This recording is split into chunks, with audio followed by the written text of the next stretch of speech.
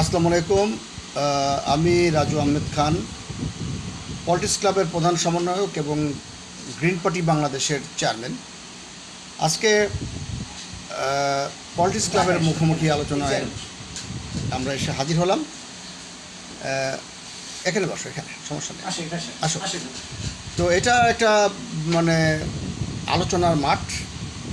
Formal সেরকম টিভিতে যেভাবে হয় সেভাবে না। অনেকেই তার ফোন খোলা রাখি, অনেকে তার ব্যক্তিগত ফোন রিসিভ করেন। আমরা আলোচনার ফাঁকে যেটা ন্যাচারাল হয় আর কি, সেই জন্য সেই আলোচনায় অংশগ্রহণ করবার জন্য বাংলাদেশের এই পর্যন্ত প্রায় 40টা রাজনৈতিক দলের সংগঠনের নেতৃবৃন্দ আমাদের সঙ্গে মত বিনিময় করেছেন। আজকের আলোচনার শিরোনাম ধরেছি রাজনীতির নারী নক্ষত্র। রাজনীতি একটি বিশাল ব্যাপার। আমাদের আজকের আলোচনায় যারা যারা অতিথি আছেন পরিচয় করে দিচ্ছি। জাতীয় স্বাধীনতা পার্টির কেন্দ্রীয় নেতা আব্দুল খালেক। খালেক ভাই কেমন আছেন? আলহামদুলিল্লাহ, জি ভালো আছেন মুসলিম ঐক্য জোটের চেয়ারম্যান এবং বাংলাদেশ উন্নয়ন পার্টির সভাপতি সৈয়দ মুখলেসুর রহমান। কেমন আছেন আপনি? আলহামদুলিল্লাহ ভালো, ইনশাআল্লাহ ভালো আছি। আছেন আমজাদ হোসেন। রাজনীতির সাথে আছি, ব্যবসায়ী। আমার সফটওয়্যার কোম্পানি আছে আলফা সব সিস্টেমস লিমিটেডের, আমি ম্যানেজিং ডাইরেক্টর। আচ্ছা। তো সব মিলে আজকে আলোচনাটা প্রাণবন্ত হবে আশা করি, এবং সেই আলোচনার টেবিলে আমাদের ছাত্র নেতৃবৃন্দও আছে। নাম কি? লিপিকা, ছাত্র। আচ্ছা, আপনি কেমন আছেন? তো এই আলোচনাটা মানুষের জন্য, যে কোনো বয়সের, যে কোনো পেশার, যে কোনো ধরনের। তো আলোচনার বিষয়বস্তু ধরা হয়েছে রাজনীতির নারী নক্ষত্র। কেমন গরম পড়ছে, স্পেশালি সবাইকেই উদ্দেশ্য করেই বলছি, ম্যান টু ম্যান পরে যাচ্ছি। আমজাদ ভাই, আপনাকেই বলছি যে গরম কেমন পড়ছে আর কি? হ্যাঁ, ওয়েদার তো এখন একটু গরমই, সামনে আরও গরম পড়বে। এখন রাজনীতির মাঠ তুলনামূলক গরম না। যদি ওই গরম এই গরম একসঙ্গে মিলে যায় তো একটা বিস্ফোরণ ঘটা করতো। আচ্ছা। তো রাজনীতির মাঠ গরম। আন্দালি পার্থ তার সরকার বিরোধী আন্দোলন, তার বক্তব্য, তার সব কিছুই অনেকখানি আওয়ামী লীগকে হটানোর ক্ষেত্রে সাহায্য করেছে। আজকে সেই আমদানি রহমান পার্থর স্ত্রীর বিদেশ যাবার বেলায় একটি বিধিনিষেধ আরোপিত হয়েছে। যদিও আপনারা জানেন যে আওয়ামী পরিবারেই আমদানি পার্থ বিয়ে করেছেন, এবং এই রাজনীতি কাউকে ক্ষমা করেনি। আমদানি পার্থর স্ত্রীর বিদেশ যাবার ক্ষেত্রে বাধা আপনি সংবাদপত্র ঘাটলেই পাবেন। না, আমরা তো জানি যে আসলে পার্থ ভাই কিন্তু এই আওয়ামী সরকারের এগেনস্টে খুব বলিষ্ঠ ভূমিকা রাখার কারণে, এবং আন্দোলনের শেষ প্রান্তে জুলাই আগস্ট যে আন্দোলন হলো, যে রেভলিউশন হলো, যে পরিবর্তনটা হলো, এই পরিবর্তনে কিন্তু উনি প্রথম সারির একজন সৈনিক ছিলেন, এবং উনি জেলও খেটেছেন। 5 তারিখের সম্ভবত উনি 3-4 দিন আগে এই সরকার তাকে অন্তরীণ করে এবং রিমান্ডে নেয়। আমদানি রহমান পার্থ নিজেই ওই সময় জেলখানার ভিতরেই ছিলেন। 5 তারিখে পার্থ ভাই ভিতরেই ছিলেন, আমি জানি। আওয়ামী লীগের আমলে, হ্যাঁ, আওয়ামী লীগের আমলে, আওয়ামী লীগের বিরুদ্ধেই তো উনি কাজ করেছেন। এখন আওয়ামী লীগের বিরুদ্ধে কাজ করেছেন, এবং এই সরকারের পক্ষে কিন্তু আসলে ওনার ভালো ভূমিকা আমরা জানি। এই সরকারের এখন তার স্ত্রীর আমরা জানি যে তার সাথে কিন্তু তার আসলে যে শ্বশুর কুল, এটা কিন্তু আওয়ামী পরিবার। আচ্ছা। পার্থ ভাইয়ের ওয়াইফ, উনি কিন্তু আওয়ামী পরিবারেরই একজন। আমদানি পার্থর স্ত্রী, হ্যাঁ, আমদানি রহমান পার্থর ওয়াইফ। সেই হিসাবে ছাড় পাবে না। আসলে তো এখন এই সরকার বিভিন্নভাবে কিন্তু একটু সন্দিহান যে কোন দিক দিয়ে কী হয় না হয়। বিশেষ করে আওয়ামী লীগের কার্যক্রম নিষেধাজ্ঞার পরে এই বিষয়টা কিন্তু আসলে সরকারের দৃষ্টিতে খুব বেশি চিন্তার বিষয় যে আচ্ছা। কোন দিক দিয়ে কি হয় না হয় বা কিছু হয়ে যায় কিনা। আমার মনে হয়, আমি জানি না, আই এম নট শিওর। আপনাকে একটু মাঝখানে একটু অ্যাড করে দিই, রাজনীতি আসলে কোন দিকে জানি না, কোন দিকে আওয়ামী লীগ নিষিদ্ধের প্রস্তাবে আওয়ামী লীগ স্থগিতের ব্যবস্থা করেছে এই সরকার ছাত্রদের আন্দোলনের চাপে। কিছুদিন আগে ছাত্রলীগ নিষিদ্ধ করেছে। এই যে নিষিদ্ধ, আবার এখন শুরু হচ্ছে নতুন করে আন্দোলন। গণ অধিকার থেকে কারা কারা নির্বাচন কমিশনে গিয়ে বলছে যে জাতীয় পার্টি, তারপরে 14 দল সব নিষিদ্ধ করো। তারপরে আবার কেউ কেউ বলছে 48 ঘন্টার আলটিমেটাম দিলাম, জিএম কাদের চুন্নু গ্রেপ্তার করো। মমতাজ গ্রেপ্তার হয়েছে কদিন আগে, নারায়ণগঞ্জের কি নাম, আইভি। এইগুলো অনেকেই বলছে কারো কারো স্বচ্ছ ইমেজ আছে আইভির। আবার কেউ কেউ বলছে যে আইভি মনে হয় আওয়ামী লীগের নেতৃত্ব নেবে, এরকম গুঞ্জন আছে, তাই গ্রেপ্তার। আসলে এইরকমভাবে গ্রেপ্তার করে কি রাজনীতি করা সম্ভব কিনা? না না, অবশ্যই সম্ভব না। এবং এটা যদি এক্সট্রিম পর্যায়ে যায় তখন তো অপোজিশনও একটা চক্র, একটা বলয় তৈরি হয়ে যাবে, এবং সেটা সরকারের জন্য কিন্তু অবশ্যই ভালো হবে না। আমরা তো আসলে এই যে এই কালচারটা ভালো না যে রাজনীতি নিষিদ্ধ করো। কারণ এখানে আমি একদিকে বলতেছি যে সংবিধান, বাংলাদেশের যে কনস্টিটিউশন, বাংলাদেশের সংবিধান বলতেছে কিন্তু যে সবার মৌলিক মানবাধিকার আছে, যে কেউ তার মতামত ব্যক্ত করতে পারে। হ্যাঁ, তাহলে মতামত ব্যক্ত করার সবচেয়ে বড় প্ল্যাটফর্ম তো আসলে রাজনৈতিক প্ল্যাটফর্ম।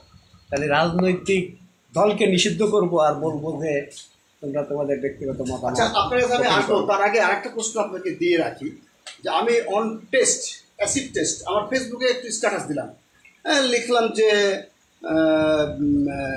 আওয়ামী লীগ যদি নিষিদ্ধ করা হয় তাহলে আওয়ামী লীগ ভিন্ন নামে চলে আসবে, সেটা ঠেকানো কঠিন হবে। প্রকাশ্য শত্রুর চেয়ে গোপন শত্রু, মানে একরকম আওয়ামী লীগকে হাত পা বেঁধে তাকে পচনশীল অবস্থায় রাখা হয়েছিল। এখন আওয়ামী লীগ যদি নিষিদ্ধ করে দেওয়া হয়, আওয়ামী লীগ নতুন নামে আসবে, সেখানে তারা সংঘবদ্ধ হবে। সেই বিষয়টা আমি পলিটিক্যাল অ্যানালিসিস করেছি, অনেকেই আমাকে গালিগালাজ করেছে। পরবর্তীতে আমি দেখছি ঠিক আছে, তাহলে আওয়ামী লীগ নিষিদ্ধ করা হোক। তখন আবার কেউ কেউ আবার অনেক বড় বড় রাজনৈতিক দলের নেতৃবৃন্দ সহ অনেকেই আবার স্ক্রিনশট প্রেস করেছে। আপনি তো কদিন আগে এটা বলেছেন, কেন? এই যে আমি আবার কালকে একটা স্ট্যাটাস দিলাম যে আমাদের দলের গ্রিন পার্টি বাংলাদেশের মানে স্লোগান জয় বাংলা, বাংলাদেশ জিন্দাবাদ করতে চাই। আমি শুধু জানার জন্য, পাবলিক ওপিনিয়ন নেওয়ার জন্য।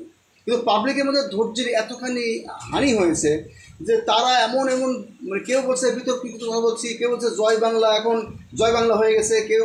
আমি তখন বোঝানোর চেষ্টা করলাম যে এই বাংলা মানে কলকাতা শহর সেই বাংলা না, এই বাংলা মানে বাংলা ভাষা। আমি জয় বাংলা ব্যবহার করব, যেটা দখল করে রাখছিল আওয়ামী লীগ, এটা তো সবার সম্পত্তি হওয়া উচিত। অ্যাকচুয়ালি একটা জিনিস, তার উপর আমি জয় বাংলার সঙ্গে আমি বাংলাদেশ জিন্দাবাদও রাখতে চাই, এটা প্রস্তাব। কিন্তু মানুষ আসলে রুজুকে, আমি বলবো কি, আপনি গ্রিন পার্টি যেহেতু আপনি গ্রিন ভাবে আগান, এখন কিন্তু একটা গ্রিন রেভলিউশন চলছে। আমি তো জয় বাংলা করব না, প্রস্তাব দিয়ে দেখলাম মানুষের রিঅ্যাকশন। আপনি কেন রিঅ্যাকশন আর বিতর্কে কি জন্য যাবেন? এখানে আপনার অবজেক্টিভ কি? আমি বলবো যে আপনি গ্রিন মানে গ্রিন ভাবে, আমি আপনি আমাকে গ্রিনে যেতে বলছেন, ঠিক আছে, আপনার সাথে আমি একমত, আমরা গ্রিনেই যাব। আমি ওইটা জানার জন্য যে মানুষের জয় বাংলার মধ্যে আপত্তিটা কোথায় জানার জন্য স্ট্যাটাস দিয়েছি। কিন্তু কেউ কেউ বলছে যে, এক মিনিট, কেউ কেউ বলছে যে জয় বাংলা মানে হচ্ছে, বাংলা মানেই মনে করা হচ্ছে এটা কলকাতা। আপনি কি তাই মনে করেন? আসলে এটা একটু ব্যাখ্যা প্রয়োজন। বলেন। আপনি একবারে সেই 1912 সাল থেকে যদি বঙ্গভঙ্গ রদ, ঢাকা বিশ্ববিদ্যালয় প্রতিষ্ঠা, এরপরে কলকাতা এবং গত 20 বছরটাকে যদি আমরা সামনে আনি, আপনি স্যাটেলাইট মিডিয়ার বিষয়টাকে সামনে আনেন। ইন্ডিয়ার নাটক সিনেমা আমরা দেখি, অথচ আমাদের কোনো চ্যানেল কিন্তু কলকাতায় দেখা যায় না। আপনি এটাকে কিভাবে নেবেন? আমাদের এখানে কিন্তু জিটিভি, তারপরে হচ্ছে স্টার জলসা, এগুলি কিন্তু এগুলির ভক্ত অনেক, রেগুলার বেসিস। এমনকি এরকমও উদাহরণ আছে, আমাদের দেশের ঢাকা শহরের অনেক পণ্যের অ্যাডভার্টাইজমেন্ট ওইখানে দেওয়া হয়। আমরা এখানে দেখি বলেই কিন্তু দেওয়া হয়, ওই পণ্যগুলি কিন্তু এক্সপোর্ট হয় না। আমি এ ধরনের কয়েকটা পণ্যের নাম বলতেও পারবো। হ্যাঁ, কিছু লিমিটেড করা হয়েছে। আমি বলতে চাচ্ছি, না একটু শেষ করি, একটু শেষ করবেন। এই জায়গাটা আলোচনার সুবিধা, না এই জায়গাটা আমি অন্যদিকে চলে যাবো, প্লিজ একটু। আপনার আলোচনার সুবিধাতে বলছি, না অন্যদিকে চলে যাচ্ছি। আপনি যদি 1 সেকেন্ডে অন্যদিকে চলে যান তাহলে ভাই আপনি আর রাজনীতি করেন না, আপনার মেমোরি শার্প করতে হবে। যেখানে গুগলে অ্যাপেলে আমার দেশের লোকেরা চাকরি করে যায়, ওখানে মুন্সিয়ানের পৌঁছে যায়, নাসায় যায়, আর বাংলাদেশ যায় নির্মাণ শ্রমিক হিসাবে। আপনি এক লাইন ভুলে যাবেন, কেন ভুলে যাবেন? আপনি কি আওয়ামী পন্থী না বিএনপি পন্থী, এটা জানার জন্য। না না, আওয়ামী পন্থী বিএনপি পন্থী বাংলাদেশ জিন্দাবাদ যে আমি লিখলাম দরকার নাই, এটা দরকার নেই। এটা করলে এটাই কিন্তু একটা স্পেস বাংলাদেশ জিন্দাবাদ বছর ধরে কিন্তু করা হয়েছে। বাংলাদেশ জিন্দাবাদ বললাম, কিন্তু কারোরই বাংলাদেশ জিন্দাবাদ আপত্তি নাই, জয় বাংলায় আপত্তি, এই বিষয়টাই। আমি তো সেটাই বলতেছি আপনাকে। অনেক ভালো জিনিসই, যেমন লেবু, আপনি টিপ দিবেন 3 ফোঁটা লেবুর রস পড়বে, ওটা কিন্তু খুবই উপকারী, খাইতেও সুস্বাদু। কিন্তু আপনি যদি কসলান, টিপে টিপে টিপে টিপে কসলায়, ওটা তিতা কিন্তু হয়ে যাবে। এবং সম্ভবত লেবুর খোসাটাও মানে উপকারী খাইলে, কিন্তু ওই যে টিপে টিপে যে কসলানোর পরে যে স্বাদটাও ভালো না, খাইতেও ওটা ভালো না। এবং আমি শুনেছি ডাক্তারের কাছে যে ওখানে কিছু অ্যান্টি চলে আসে, যার জন্য ওটা শরীরের জন্য আর উপকারী থাকে না। আমি আপনাকে বোঝাইতে চাচ্ছি যে জয় বাংলা এবং বঙ্গবন্ধুকে নিয়ে গত কয়েক বছর, 15 বছর বা তার আগ থেকে যে পরিমাণ প্র্যাকটিস করা হয়েছে, যে পরিমাণ ইম্পোজ করা হয়েছে, তাতে করে এই জিনিসটা আপনার ওই যে আপনি কেন রিয়াকশন হচ্ছে, এই রিয়াকশনের কারণ হচ্ছে এটা। আমি সেটাই বললাম যে জয় বাংলাকে কেউ না কেউ এককভাবে ব্যবহার করেছে। এক্স্যাক্টলি ব্যবহার করছে না? হ্যাঁ হ্যাঁ। এখন যদি মুক্তিযুদ্ধের চেতনা আওয়ামী লীগ বলতে মুখে ফেলা উঠায় ফেলায়, তারপর আওয়ামী লীগের পতনের পরে আপনি কি বলবেন মুক্তিযুদ্ধের চেতনা? আমি বলবো না, এটা আওয়ামী লীগের স্লোগান, বলবেন কি? না না, তা বলবো না। এখনকার যে ডিসকাশনটা হচ্ছে, এটা একটু আপনার চতুর্থ শিল্প বিপ্লবের আলোচনা, এটা অন্য অন্য উপস্থাপকের সাথে তুলনা করলে কাজ হবে না। আমি সেই জায়গায় আসতেছি, কিন্তু আপনি এই যে অনেকগুলি প্রশ্ন করেছেন, আবার অন্য ট্র্যাকে চলে যাচ্ছেন, তো তাই বলতেছি। সেটা হচ্ছে এই যে যদি পূর্ব বাংলা পশ্চিম বাংলা, আপনি যদি এটাকে এভাবে যদি দেখেন, 2 বাংলা ধরেন, এক হয়ে গেল ধরেন। এবং আমি জানি, আপনিও জানেন যে গত কয়েক বছর ধরে বিশেষ করে কালচারাল অঙ্গন, বিশেষ করে কলকাতার যারা সংস্কৃতির সাথে ওতপ্রোতভাবে জড়িত, তারা কিন্তু ওপেন কথাগুলি কিন্তু বলতো আসলে 2 বাংলা এক হয়ে যাওয়া দরকার। মানে বাংলাদেশ এবং পশ্চিমবঙ্গ, আমি পক্ষে কি বিপক্ষে সেটা পরে আসতেছি, কিন্তু এরকম দাবি বা এই কথাগুলি কিন্তু পাবলিক ডোমেনে আছে। এই কিছুদিন আগে আমি কলারওয়ায় একটা ওটা অর্গানাইজিংয়ে ছিলাম, ওই যে ইন্ডিয়ান যে শিল্পী, কি মেয়ে শিল্পীটার নাম কি যেন, আরে ভুলে যাচ্ছে কেন, ওই যে সারেগামা পার হলো আর কি, অঙ্কিতা ভট্টাচার্য। তো অঙ্কিতা ভট্টাচার্যের যে প্রোগ্রাম আমরা অর্গানাইজ করলাম কলারওয়া কলেজে, ওইখানে প্রায় কিন্তু প্রায় 20,000-এর মতো ধরেন দর্শক শ্রোতা। সেখানে কিন্তু অঙ্কিতা ভট্টাচার্যের যে ম্যানেজার, সে ওপেন তার বক্তৃতা এটা বলছে যে আমরা তো আসলে এপার ওপার, 2 বাংলা আসলে এক, এপাশে শ্বশুর বাড়ি, ওপাশে বাপের বাড়ি। এবং আমাদের যেহেতু বাড়িটা সাতক্ষীরা, অনেকের রান্নাঘর ইন্ডিয়াতে, আর ঘরটা হচ্ছে সেদিকে থাকে, ওটা হচ্ছে বাংলাদেশে নাগরিক, কিন্তু রান্না করতে হয় তার ইন্ডিয়াতে, মানে তার উঠানের পথ দিয়ে বর্ডার গেছে। আর একজনের হচ্ছে গোয়াল ঘর এই পাশে, সে হচ্ছে ইন্ডিয়ান পিপল। তো এখন এই হচ্ছে কিন্তু আমাদের রিলেশন। তো এই রিলেশনে আপনি যদি এখানে অনেক কিছু চুলচিরা বিশ্লেষণের ব্যাপার আছে, আপনি এক বাক্যে প্রশ্ন করলে হবে না। এখানে কালচারাল একটা দিক আছে, এখানে পলিটিক্যাল একটা দিক আছে, এখানে ইন্টারন্যাশনাল পলিটিক্স আরেকটা দিক আছে। আমাদের অবশ্যই আমাদের যে ইন্ডিয়ান সাবকন্টিনেন্ট যেটারে বলে, মানে ভারতীয় উপমহাদেশ, এটা আরেকটা দিক আছে। এই জন্য আপনার এই প্রশ্নের উত্তর একটা কথায় হবে না। আমার কোন প্রশ্ন? এই যে আমি কিসের পক্ষে, আমি কি এক হওয়ার পক্ষে নাকি আলাদা থাকার? 2 বাংলা একর পক্ষে না এক না হওয়ার পক্ষে? এইটা বলতে কেমনে চাইবো বলেন? আপনি বলতে পারবেন না। আমার ওপিনিয়ন পারবেন না। আপনি কেন পারবেন না? আমার ওপিনিয়ন, এটা 2টা দেশের মধ্যে কিন্তু আমরা এখন অবস্থান করতেছি। আমি পারবো না। আমার ওপিনিয়ন শুনবেন না? বলেন। 2 বাংলা যদি কখনো এক হয়, কিয়ামতের আগে আপনি চান কিনা সেটা বলেন না। আগে বলতেছি 2 বাংলা এক হলে আমার অসুবিধা কি? দেশ তো ভাগ হয়েছে দ্বিজাতি তত্ত্ব না, দ্বিভাষী তত্ত্ব না, মানে বাংলা ভাষা বা হিন্দি দেখেও করা হয়নি, বা 2টা ধর্মের ভিত্তিতে করা হয়নি। এটা একটা কোন একটা উম্মাদ, ওই মানে মাউন্ট ব্যাটেন না কি নাম শুনলাম, এনেকে এরকম আঁকাকি করছে, মানে অদ্ভুত কায়দায় 2 দেশ ভাগ করা হয়েছে।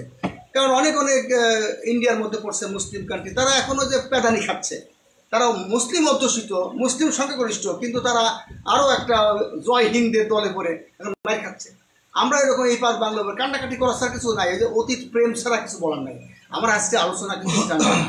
আজকে আলোচনা হচ্ছে যে এই যে রাজনীতির নারী নক্ষত্র বলতে রাজনীতি সব জায়গায় হবে, রাজনৈতিক সংস্কৃতির পরিবর্তনও আনা দরকার, কিন্তু যারা একদম মানে ছেলে খেলা করছে, যে একটা দল 15 বছর শোষণ করেছে, ধরেন শাসনই করে নাই, শোষণই করেছে, সেই দলের বাতিলের জন্য, নিষিদ্ধের জন্য যে সবাই চিৎকার চেঁচামেচি করছে। আমি একজনকে কালকে জিজ্ঞেস করছি, ভাই এই দলের প্রতিষ্ঠাতাকে? সে কয় বঙ্গবন্ধু। কারণ এই দলের পেছনে তো ভাষা নেই। তাহলে কথার কথা, বঙ্গবন্ধু ছিল এই দলে, অনেক সময় মুসলিম লীগ ছিল, তাকে মুসলিম কেটে সেটা আওয়ামী লীগ করা হয়েছে, যাই করা হয়েছে।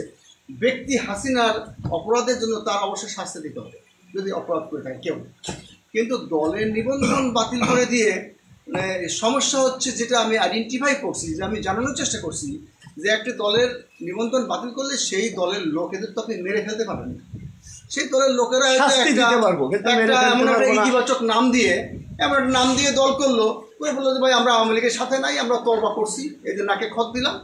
হয় কি, কিন্তু ওই জিনিসটা আসলে এত সহজ না যে আপনি যারা যারা আওয়ামী লীগ করতো তারা সবাই এক্স লীগ করা শুরু করলো। রিজভি পরশুদিন কি বলছে শুনছেন?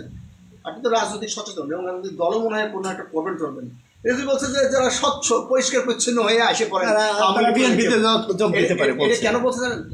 এটাই হচ্ছে বাস্তবতা। আপনি বাংলাদেশের 16 কোটি মানুষের 8 কোটি তো বাদ দিতে পারবেন না, তাদের কোনো মতো ধুয়ে ফেলে আপনার দলে ভোট দলের সব দলে আনতে হবে। অথচ আপনি আওয়ামী লীগ নাম বাতিল করেন, মানুষ তো মেরে ফেলতে পারছেন না। মানুষ সুযোগ বুঝে তারা বলবে যে কালকে যখন আপনি আপনি নিবন্ধন বাতিল করছেন, মানে ছাত্রলীগ যখন আপনি নিষিদ্ধ করছেন, আমার এক পরিচিত ছাত্রলীগের নেতা বলছে যে ভাই আমি কালকে থেকে যুবলীগ। আপনি একটা যে ঘোলা পানিতে মাছ শিকার করছেন, এইটা বাদ না দিয়ে যারা খারাপ তাদেরকে আপনি শাস্তি দেন। অ্যাকচুয়ালি যদি এই কথাই যদি বলেন আপনি যে নিষিদ্ধ কালচারটা খারাপ, তাহলে তো আওয়ামী লীগই তো কয়েকদিন আগে জামাতকে নিষিদ্ধ। খারাপের প্রমাণ দিচ্ছি, এই যে আজকেই বলছে জাতীয় পার্টি আর নিষিদ্ধ হার। এই কালকে আপনার আওয়ামী লীগ কি করছে? জামাতে ইসলাম নিষিদ্ধ করছে। আজকে জামাতে ইসলাম অলিখিত অবস্থায় সেই অ্যাক্টিভ হয়ে গেছে, বঙ্গভবনে গেছে, যমুনায় গেছে। আমার কথা হচ্ছে যে পরশুদিন যদি আওয়ামী লীগ কোনোদিন যদি কোনোদিন খারাপ লোকেরাও সংঘবদ্ধ হয়ে আবার আওয়ামী লীগেও আসে, তা আবার বিএনপি নিষিদ্ধ করবে। আপনারা দেখেন নাই, ভিডিও তো এখন ইউটিউবে আছে যে বিএনপি একটি সন্ত্রাসী দল, এটা নিষিদ্ধ করা দরকার। তারপরে নিষিদ্ধ কি আসলে করা যায় কিনা?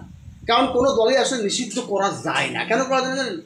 সংবিধান সেই অধিকার দিচ্ছে সংগঠন করবার। যদি কেউ অপরাধ করে তাকে অপরাধের শাস্তি দিতে হবে।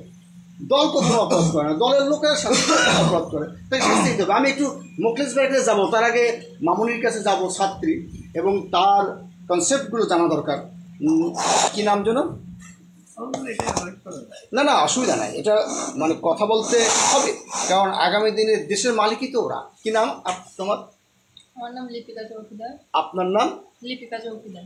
লিপিকা। আচ্ছা, আপনি কীভাবে বাংলাদেশকে দেখেন? মানে আমাদের দৃষ্টিভঙ্গি, আমাদের বয়স, আরও যারা ব্যাকফুটে আছি তার থেকে আপনি তো একটু সামনের দিকে আছেন। বাংলাদেশকে আপনি দুর্নীতির মুক্ত দেখতে চান তো নিশ্চয়ই, তাই না? অবশ্যই। কিন্তু সেই দুর্নীতির মুক্ত দেখতে হলে তো রাষ্ট্র কাঠামো, প্রশাসন সিস্টেমগুলোকে একটু আধুনিক হতে হবে না? অবশ্যই। যেখানে মার্কিন যুক্তরাষ্ট্রের মতো দেশে ট্রাম্পের ক্ষমতা থাকায় অবস্থা তার গলায় মালা দিয়ে সেখানে ডেমনস্ট্রেশন করা হয়, সেখানে পুলিশ কিছু বলে না, যে সবারই প্রতিবাদ করার অধিকার আছে। আর বাংলাদেশে যে যখন ক্ষমতা আসে তার যদি কিছু বলা হয় কোনো কথা, তাকে তো হেনস্থ করা হয়। এই রাজনীতি বা এই বাংলাদেশকে আপনি চান কিনা? এক কথা বলেন, আমি আবার মোখলেস ভাইয়ের কাছে যাবো। বাংলাদেশকে সবসময় চাই যে দুর্নীতিমুক্ত করতে চায়, কিন্তু বাংলাদেশের মানুষ যে একটু মানে এই যে দেখেন, আমি পক্ষ সমর্থন অপক্ষ সমর্থনের কথা বলছি না, যে দেখা গেছে যে বাংলা একাডেমিতে হুমায়ুন আহমেদের ছবি একখান ঝুলায় রাখছে, আবার দেখা যাচ্ছে হাসিনার ছবি একটা দিয়ে ওখানে থুতু ফেলতেছে, ত্রিপল ফেলতেছে, সেখানে বাংলাদেশের যিনি একদম সরকারি লোক, সচিব পর্যায়ের লোকও করতেছে। মানে এটা একটা ব্যাড প্র্যাকটিস। মানুষকে ঘৃণা প্রদর্শনের অনেক ভাষাও কিন্তু আছে না? থুতু দিয়ে ঘৃণা প্রদর্শন করার থেকে যদি আমরা এরকম বলি যে এরকম নিকৃষ্ট মানুষ পৃথিবীতে আর দেখি নাই, এই যে কথা, সুন্দর সাবলীল ভাষা, এটা কি আপনি চান, নাকি আপনি চান যে শুধু থুতু মেরে ঘৃণা প্রদর্শন? না, এটা চাই না, থুতু মেরে প্রদর্শন করে এটা চাই না। যাই হোক, আমি হাসিনার দলেরও কেউ না। হাসিনাকে আমি প্রথম বলেছি বুলডোজার দিয়ে তোমাকে নামাই দেওয়া হবে, কিন্তু সেই বুলডোজার হচ্ছে দেশের 16 কোটি মানুষ। যাই হোক, অনেকে ভুল ধারণা করতে পারে যে আমি হাসিনার সঙ্গে আমার দহরম মরম, ঠিক তা না। আমি হাসিনার 15 বছরের দুঃশাসনের বিরুদ্ধে প্রতিবাদ করেছি, কিন্তু আমি মনে করি যে আমি একটা প্রেস ক্লাবে বক্তব্য দিয়েছি যে 32 ভাঙা দরকার কি, ওখানে একটা মিউজিয়াম তৈরি করা হোক, সেখানে বলা হোক যে এই 15 বছর এই আকাম কুকাম করেছে, সেটা তুলে ধরা হোক। পাশাপাশি স্বাধীনতা মুক্তিযুদ্ধের সময়ের যেই অবদান সেটাও তুলে ধরা হোক। এই যে অগ্নিকাণ্ড, এই যে ভাঙচুর, বুলডোজারদের গুড়িয়ে দেওয়া, এই প্র্যাকটিসটা আমি চাই না। সৈয়দ মোখলেসুর রহমান, বাংলাদেশ উন্নয়ন পার্টির সভাপতি, বাংলাদেশে তো আপনি উন্নয়ন চান, তাই না? আপনি আবার মুসলিম ঐক্য জোটের চেয়ারম্যান। বিসমিল্লাহির রহমানির রহিম। প্রিয় দেশবাসী, আসসালামু আলাইকুম। আসলে আমাদের বাংলাদেশে যে অবস্থা চলছে, এটা কি বলবো, এটা আমার থেকে একটু ভালো মনে হচ্ছে না। কারণ রাজনীতি করতে গেলে রাজনীতি সব দলেরই অধিকার আছে রাজনীতি করা, কোনো দলকে নিষিদ্ধ করা এটা ঠিক হয় না। কারণ একটা দলের নেতা বা নেত্রী ভুল করতে পারে, কিন্তু একটা দল তো ভুল করে না। আজকে আওয়ামী লীগ নিষিদ্ধ করবেন, জামাত ইসলাম নিষিদ্ধ করবেন, জাতীয় পার্টি নিষিদ্ধ করবেন, এখানে আবার প্রশ্ন উঠতেছে 14 দলই নাকি নিষিদ্ধ হবে। তাই বাংলাদেশের রাজনৈতিক দল থাকবে কোথায়? এই দেশে যারা এখন দল ভালো কি মন্দ, এটা কি আপনি গঠনতন্ত্র দেখে বলবেন নাকি দলের কোন নেতা কি করছে এটা দেখে বলবেন, সেটা একটু বলেন। না, আমার একটা স্পষ্ট কথা আমি বলতে চাই, একটা দলে কিন্তু সব লোক ভালো হয় না, আবার একটা দলে সব লোক খারাপ হয় না, এর মধ্যে ভালো লোক আছে। সব দলেই আমি বলবো এখানে ভালো লোক আছে। আমি মনে করি বাংলাদেশে রাজনীতি করতে গেলে কোনো দলকেই আমি নিষিদ্ধ করার পক্ষে নাই। কারণ দলের যদি কোনো নেতা ভুল করে থাকে তার বিচার আমরা চাই। আমরা চাই না বিগত আমলের সরকারগুলো যারা দল ভেঙেছে, অনেক দলকে ধ্বংস করে চূর্ণ বিচূর্ণ করেছে, কিন্তু লাভ হয়নি। আর আমি এই অন্তর্বর্তী সরকারকে বলবো, আপনাদের যেভাবে শুরু করছেন আপনাদেরও এই দুর্দশা একদিন পড়তে হবে। এই দেশ স্বাধীনতা করেছে মুক্তিযোদ্ধারা, এই মুক্তিযুদ্ধ অবহেলা করা যাবে না। এই দেশের স্বাধীনতার জন্য মুক্তিযুদ্ধের অধিকার আদায় করার জন্য যারা সংগ্রাম করেছে তাদের অস্বীকার করা যাবে না, যাবে না। এই আহ্বান জানি আমি আপনার কাছে। কিন্তু যারা রক্তের উপরে, মানুষের রক্তের উপরে রাজনীতি করেছে, 2000 ছাত্রকে গুলি করে মেরেছে, যারা আয়না ঘরের মতো জায়গায় মানুষকে নির্যাতন করেছে বা গুম হত্যাকাণ্ড করেছে, তাদের পক্ষ কি কেউই তো নিতে পারে না, তাই না? কিন্তু এর মধ্য দিয়েও একটি বিচার ব্যবস্থার কথা যখন বলেছেন, আগামী 17 মে দিন ধার্য করা হয়েছে যে আসিয়াকে ধর্ষণ করা হয়েছে, হ্যাঁ, এবং মাগুরাতে সেই বিচার যাতে রায়টা সঠিকভাবে হয় সেটা আমরা চাই। কিন্তু আসিয়াকে যখন মাগুরায় নিয়ে যাওয়া হলো হেলিকপ্টারে করে, সেনাবাহিনী হেলিকপ্টার করে, সেখানে একজন ছাত্র নেতা উঠে পড়লো, তার নাম হচ্ছে সার্জিস, হেলিকপ্টারে করে মাগুরাতে গেল। তো পরে সাংবাদিকরা জিজ্ঞেস করলো যে ভাই আপনি নতুনই দল করলেন, কেবলই দল করলেন, আপনি একটা তরুণ নেতা, এই সেনাবাহিনীর হেলিকপ্টারে আপনি চলে গেলেন, আর তো নেতা আছে বাংলাদেশে আরও। তো সে তখন বললো যে একটা সিট খালি ছিল। তাহলে এটা তো মানে কোন দিকে যাচ্ছে বাংলাদেশের রাজনীতি? মানে এখন বঙ্গভবন থেকে চিঠিপত্র আমাদের এই শতাধিক দলগুলো পায় না। গুটিপথের পত্রিকার কাটিং দেখে দাওয়াত দেয়, ইফতারের দাওয়াত দেয়, আলোচনার দাওয়াত দেয়, স্বাধীনতা দিবসের আলোচনার দাওয়াত দেয়, কাগজকে দেয়, কাগজকে দেয় না। কিন্তু এখন দেখা যাচ্ছে যে বাংলাদেশের নাম্বার 1 দল এনসিপি হয়ে গেছে। এনসিপি ছাত্ররা একটা আন্দোলন নিয়ে রাস্তায় ছিল, তারা কোটা আন্দোলন। তারপরে তাদের যখন গুলি করা হলো, তারা তখন একদম হাসিনা পতন, আওয়ামী লীগ পতন তো তার যায় না, হাসিনা পতন। হাসিনা পতন হয়েছে, হাসিনা দেশের বাইরে চলে গেছে। রাষ্ট্রীয় তত্ত্বাবধানে একটি যাত্রীবাহী বিমানের ট্রান্সপন্ডার লক করে রাডার যাতে ধরতে না পারে তাকে বিদেশে পাঠাই দেওয়া হয়েছে। কে বলছে পালায় গেছে, হাসিনা বলছে আমি পালাই আসিনি, আমাকে রাষ্ট্রই সরাই দিয়েছে। এই বিতর্কে আমি এখন যাব না। কিন্তু কথা হচ্ছে বাংলাদেশে এখন এই আওয়ামী লীগ নিষিদ্ধের ব্যাপারে প্রথম আপত্তি বলছিল এটা আমাদের কাজ না, বিএনপি। এখন বিএনপির লোকেরাই এখন বলে যে আমরা তো কখনো বলি নাই এটা। মানে এখন যখন একসাথে বিএনপির সঙ্গে জামাত ইসলামের প্রেম ছিল, তারা তখন আওয়ামী লীগ হটাও আন্দোলনে ছিল। এখন আওয়ামী লীগ যখন দৃশ্যপট থেকে সরে গেছে, এখন দেখা যাচ্ছে যে বিএনপির শত্রু জামাতের শত্রু আওয়ামী লীগ, বিএনপি। আবার দেখা যাচ্ছে যে এখানে এনসিপি বলতেছে যে কালকে বলছে যে কি বলে জামাত ইসলামকে আক্রমণ করছে। এখন কথা হচ্ছে যে ভাড়ার ঘরে মানে কি বলে একটা কথা আছে না, আমি কলা খাই না। বাংলাদেশের বহুদলীয় রাজনৈতিক ব্যবস্থা প্রবর্তন করেছেন জিয়াউর রহমান, এটা আমরা জানি। কারণ আওয়ামী লীগ বিলুপ্ত করে দিয়ে বাকশাল করেছিলেন বঙ্গবন্ধু, তার দায়িত্ব উনিই নেবেন। কেউ কেউ বলছে তার জন্য হয়তো বিক্ষুব্ধ সেনাবাহিনীর বা তার দলের কিছু লোকের ইন্ধনে তাকে মারা হয়েছে। তাকে যে একদম বংশ সহ বাচ্চা সহ মারা হয়েছে, এটা কিন্তু আমরা কখনোই পক্ষ সমর্থন করি না। অবশ্যই। তো যাই হোক, এখন বাংলাদেশের রাজনীতি কোন দিকে যাচ্ছে, মানে ছোটো ছোটো যেসব রাজনৈতিক দলগুলো আছে, যেমন আপনার বাংলাদেশ উন্নয়ন পার্টি, আমাদের গ্রিন পার্টি বাংলাদেশ, এরকম আরও অনেক দল আছে, মুসলিম সমাজ আছে, জাতীয় স্বাধীনতা পার্টি, এরকম অনেক দল আছে যেইগুলো বাংলাদেশ সরকারের কোনো সার্ভারে নাই, এবং নিবন্ধনে যে প্রজ্ঞাপন দিয়েছে সেই প্রজ্ঞাপনে এত এত বড় বড় হাসি তেলু আর পড়বে না, রাধাও আর নাচবে না। তাহলে বাংলাদেশের রাজনীতি কোন দিকে যাচ্ছে? আপনার কাছে এই আলোচনাটা আমি শুনবো। তার আগে আমি জাতীয় স্বাধীনতা পার্টির কেন্দ্রীয় নেতা আব্দুল খালেক ভাই, কেমন আছেন? জি আলহামদুলিল্লাহ। আমরা এখনই শেষ করে দেবো, অবশ্যই সেই আলোচনাটা শেষের দিকেই চলে আসছে। উনি শেষ বক্তা আব্দুল খালেক ভাই, উনি বলবেন ওনার রাজনৈতিক দৃষ্টিকোণ থেকে, এবং বাংলাদেশের রাজনীতি কোন দিকে যাচ্ছে, ভবিষ্যতে কি আমরা কি আবার এমন হবে কি না যে আমাদের যত নিবন্ধন নাই, নাকি কোনোদিন প্রজ্ঞাপন হয় যাদের নিবন্ধন নাই ওরা রাজনীতিও করতে পারবে। সংক্ষেপে আপনাকে ধন্যবাদ, সহ আলোচককে শুভেচ্ছা। আমরা 24-এর যে গণ অভ্যুত্থানের কথা বলতেছি, বাংলাদেশের স্বাধীনতার মূল স্পিরিটকে বাদ দিয়া, মুক্তিযোদ্ধার চেতনাকে বাদ দিয়া, যে মুক্তিযুদ্ধের জন্য, যে দেশটা স্বাধীন করার জন্য মা তার ছেলেকে হারিয়েছে, বাবা তার ছেলেকে হারিয়েছে, স্ত্রী তার স্বামীকে হারিয়েছে, সেই মুক্তিযোদ্ধার স্পিরিটকে বাদ দিয়া কোনো কিছু করা যাবে না। এখন প্রশ্ন হচ্ছে, বাংলাদেশের যে অবস্থার কথা আপনি বললেন, যে প্রেক্ষাপটের কথা আপনি বললেন, আমরা বাংলাদেশে ডাইনেস্টিক সিস্টেম, কাস্টোডিয়াল ডেথ, গ্রেপ্তারের পর হত্যা, শেখ হাসিনার সাথে আমার ব্যক্তিগত কোনো সম্পর্ক নেই, ব্যক্তিগত কোনো শত্রুতা নেই, কোনো রাজনৈতিক দলের সাথে আমার ব্যক্তিগত শত্রুতা নেই, কিন্তু শত্রুতা দেশ এবং জাতিকে শেখ হাসিনা তাহলে ব্যর্থ হচ্ছে। তো শেখ হাসিনার জন্য তো পুরা দেশ, পুরা একটা দল নিষিদ্ধ, এটা আমি অন্তত আমার ব্যক্তিগত অভিমত, আমি এটা চাই না। কারণ এদেশে আওয়ামী লীগ এমন একটা সংগঠন, আমি আওয়ামী লীগ করি না, কিন্তু আওয়ামী লীগ এমন একটা সংগঠন, আপনি এদেশের স্বাধীনতা, এদেশের ভাষা আন্দোলন, এদেশের মুক্তিযুদ্ধের সাথে এই দলটা ওতপ্রোতভাবে জড়িত।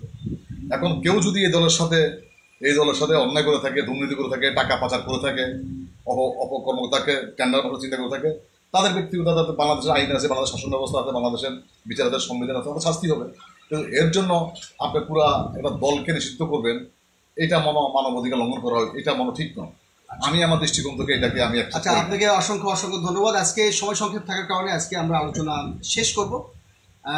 যেহেতু আমাদের আজকের অতিথি আমজাদ হোসেন ভাই আছেন, তাকে বিদায় জানাবো, এবং সেই সাথে তার কাছ থেকে সর্বশেষ দেশ জাতির উদ্দেশ্যে সর্বশেষ কথাটা শুনেই আজকের আলোচনা আমি এখানে শেষ করব। থ্যাংক ইউ রাজু ভাই। আসলে আমরা যে খুব ভালো অবস্থায় আছি এমনটি না, রাজনৈতিক, অর্থনৈতিক সব দিক দিয়ে যে খুব ভালো, খুব শান্তিতে আছি, বিষয়টা এমন না। এখন আসলে এখানে আমাদের অনেকেরই দায়িত্ব আছে। রাজু ভাই বলেছেন যে যারা নিবন্ধন পায়নি তারা কি রাজনীতি করতে পারবে না, আসলে ওইরকম বাধ্যবাধকতায় যাওয়ার কিন্তু সুযোগ নাই। কারণ এখানে নিবন্ধিত রাজনৈতিক দল এবং তাদের সাথে জোট বাঁধতে পারে। আমরা জানি 14 দলের সাথে অনিবন্ধিত রাজনৈতিক দলই ছিল হচ্ছে 5টা। আচ্ছা, সুতরাং বা এখনও যে বিএনপির সাথে যে 21 দল, 18 দল, 20 দল, 19 দল, এগুলি সব কিন্তু নিবন্ধিত না। সুতরাং আপনার একটা platform green party itself a political party, আপনি কোনো একটা জোটের সাথে কিন্তু যেতেই পারেন। আপনি ইলেকশন করতে পারেন, আপনি রাজনীতি করতে পারেন, আপনার মতামত ব্যক্ত করতে পারেন। তবে আমি বলবো যে যারা রাজনীতি করে এবং যদি দেশের জন্য, জনগণের জন্য যদি রাজনীতি করে ট্রুলি, তাদের কিন্তু অবস্থান তৈরি হয়ে যায়। আর যারা ধরেন সোকল মানে কিছু সুযোগ সুবিধা নেওয়ার জন্য রাজনীতি করে, তারা কিন্তু একটা পর্যায়ে কিন্তু তারা আটকে যায়। এই জন্য এখানে 4-5টা রাজনৈতিক দলের কেন্দ্রীয় সভাপতিরা আছেন, সবার কাছে আমি এটা আহ্বান জানাবো যে দেশের জন্য, জনগণের জন্য যার যা অবস্থান আছে সেই অবস্থান থেকে রাজনৈতিক কর্মকাণ্ড চালানো এবং রাজনৈতিক বক্তব্য দেওয়া, হোক না, সেটা ছোট্ট একটা পত্রিকা এসছে। এখন তো সোশ্যাল মিডিয়া খুবই অ্যাক্টিভ, আপনি আপনার পেজে আপনার বক্তব্য দিয়ে দেন। এই যে রাজু ভাই আজকের এটা যে তার ডোমেনে দিয়ে দেবে, তাই না? তাহলে এখন ওয়েব পেজ আছে, এখন সোশ্যাল মিডিয়া ফেসবুক আছে, পেজ আছে, এখানে বিভিন্ন ধরনের ভাবে কিন্তু আপনি আপনার বক্তব্যকে তুলে ধরতে পারেন। এবং আমরা দেখছি যে ছোট্ট একটা প্রান্তের সামান্য ছোট্ট একটা ঘটনা কিন্তু রাতারাতি কিন্তু ভাইরাল হয়ে যায়।